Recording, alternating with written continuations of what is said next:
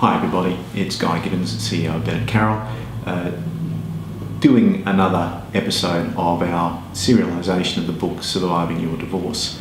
Today we're going to look at this first interview. So we're talking about a situation where your relationship has ended and you're feeling like you need some advice.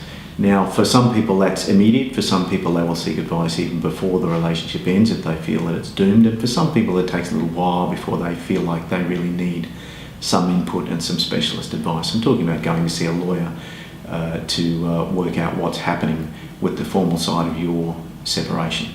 So the way that this normally happens, and there are subtle variations, but you'll seek advice, go and see a lawyer. Sometimes that's a short 20-minute free consultation. Take care with that because you can't do a lot in 20 minutes. It's going to take probably 30 minutes or so just to tell you a story, to make sure that your lawyer has all of the background he needs. The next 30 minutes is probably going to be asking questions until the lawyer has all of the things that he needs to round out his or her knowledge. And then the last 30 minutes of that interview, and it should be around 60 to 90 minutes, we'll be giving you advice and explaining the terrain that you're about to traverse so that you have all of the tools that you need to make good decisions. That's really the anatomy of that first meeting. You should bring with you any documents that you think are relevant. I mean, if there are court orders already, as sometimes there are, if there are police matters going on, if there are documents that show what assets that you have that are in contention, if you have a recent super statement, for example, a bank statement, documents to do with the valuation of properties, anything like that. If there's a business involved and you've got some recent tax records or P&Ls, bring those. It's very important during this initial interview that you listen carefully to your advisor.